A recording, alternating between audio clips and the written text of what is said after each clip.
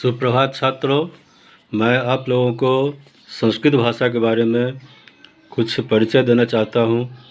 संस्कृत का अर्थ होता है पवित्र, सुंदर, श्रेष्ठ। जो सुंदर है, जो अच्छा है, जो श्रेष्ठ है, जो उत्तम है, वह संस्कृत है।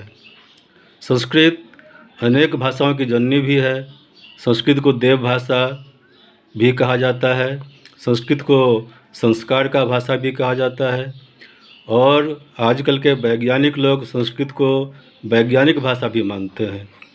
संस्कृत में जीवन के सही प्रकार के नियम को दर्शाया गया है।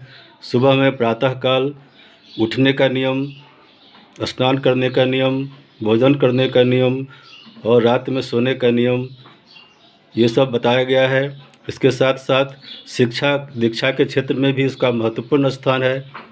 हमारे जीवन में इसका इतना महत्व है, यदि हम इसको छोड़ देते हैं तो हम परिपूर्ण नहीं हो पाते हैं।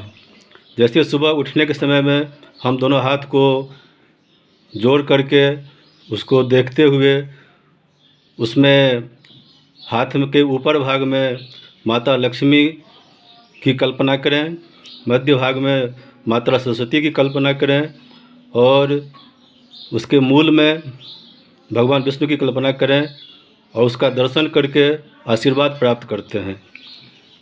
इसलिए संस्कृत भाषा संस्कार की भाषा कही गई है। ऐसे सभी भाषाओं का अपना बहुत महत्वपूर्ण स्थान होता है, लेकिन संस्कृत हमारे जीवन का एक नींव है। इसके बिना हम परिपूर्ण नहीं हो पाते हैं, क्योंकि संस्कृत नहीं तो संस्कार नहीं, शिक्षा नहीं, सारे ज्ञान अधूरे हो जाते हैं संस्कार के बिना, व्यवहार के बिना। इसलिए अपने जीवन में शिक्षित होने का मतलब संस्कारी होना होता है और अपने लक्ष्य पर आगे बढ़ते हुए यह भी ध्यान रखना है कि हमें किसी को नुकसान नहीं पहुंचाना है।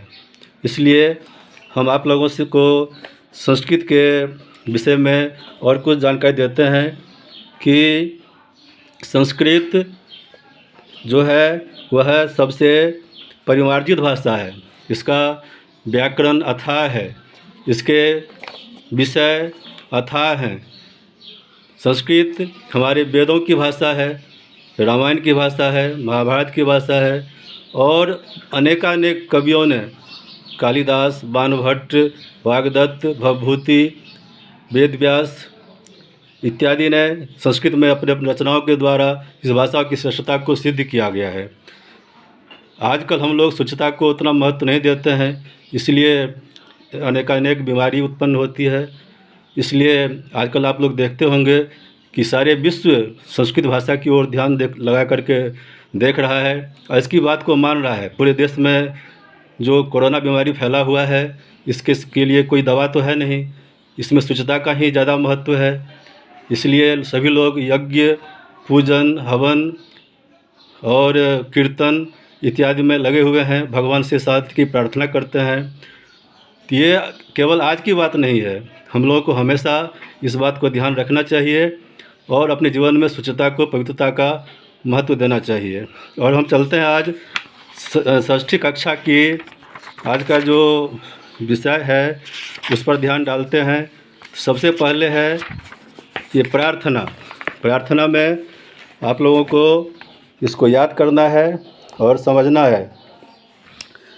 पहला श्लोक है, सर्वे भवन्तु सुखिनः, सर्वे सन्तु निरामया, सर्वे भद्राणि पश्यन्तु, माँ कश्चित् दुख भाग भवेत्। इसका अर्थ होता है, हे परमात्मा, इस संसार में सब सुखी हो, सब रोग रहित हो, स्वस्थ हो, सब कल्याण को देखें तथा कोई भी दुखी न हो। इसको आप लोग याद करेंगे और अच्छा से अगला दिन फिर आपको दूसरा विषय, दूसरे पाठ के बारे में बताया जाएगा। धन्यवाद।